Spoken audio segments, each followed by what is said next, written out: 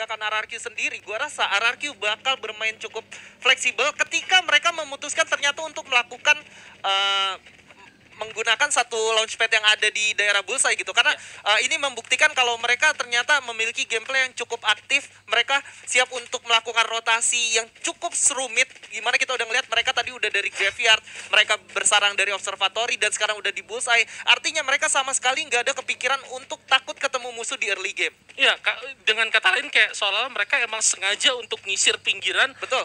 Berharap untuk clash awal dengan musuh, karena menurut gua di ronde awal kayak banyak hal yang masih bisa lo coba, apalagi kalau misalkan lo adalah tim yang punya tingkat percaya diri yang tinggi. Dengan RRQ, mungkin RRQ juga mereka cukup pede dengan early game mereka, dengan kontes mereka, jadi mendingan mereka cari poin di awal, manfaatkan hal itu, apalagi ini masih ronde pertama, dan sepertinya pencarian RRQ akan mulai membuahkan hasil karena kita bakal ketemu tim LGDS di shipyard yang ada kemungkinan RRQ juga ke arah sana, dan tim atau mungkin mereka bakal main ke launchpad aja.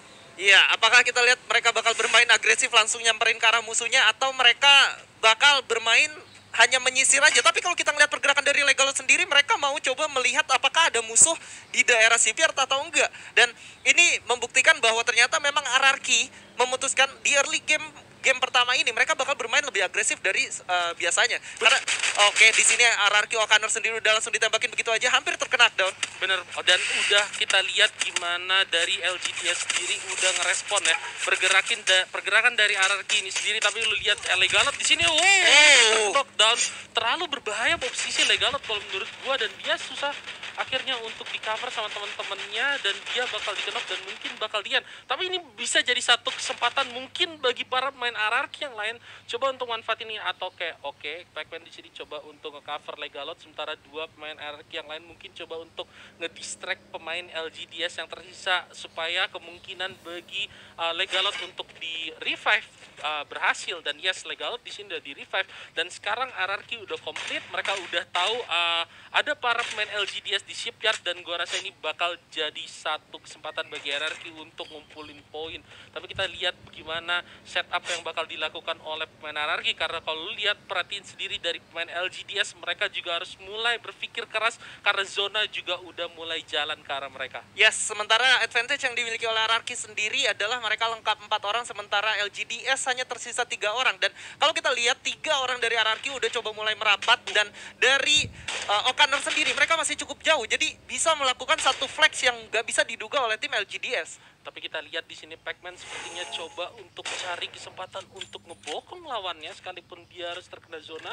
Zona awal masih belum terlalu sakit, jadi mungkin masih bisa dipakai kesempatan tersebut bagi para pemain RRQ untuk melakukan flanking dari belakang. Tapi kalau lihat gimana LGDS, tapi satu orang udah berhasil di knockdown, dan sepertinya ini bakal jadi rush bagi para pemain RRQ untuk maju ke depan karena satu orang udah di knockdown.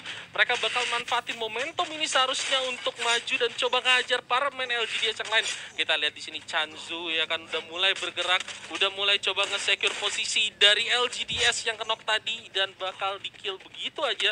Sementara RRQ Hades bakal coba untuk ngejar para pemain LGDS yang lain. Satu orang udah ke spot, dan ini bakal jadi sulit banget karena health-nya udah cukup sekarat, dan secure kill-nya begitu aja oleh Pac-Man the Sniper. RRQ Hades dengan 3 poin eliminasi di early game bakal menjadi satu bekal moral yang cukup baik untuk mereka. Kita bisa saksikan gimana flexnya RRQ walaupun harus kehilangan Legalot di early game, terkena down, tapi masih bisa di revive sampai akhirnya. Kondisi deadlock yang dimiliki RRQ dan juga dari tim lawannya itu membuahkan hasil baik dari RRQ ketika teman-temannya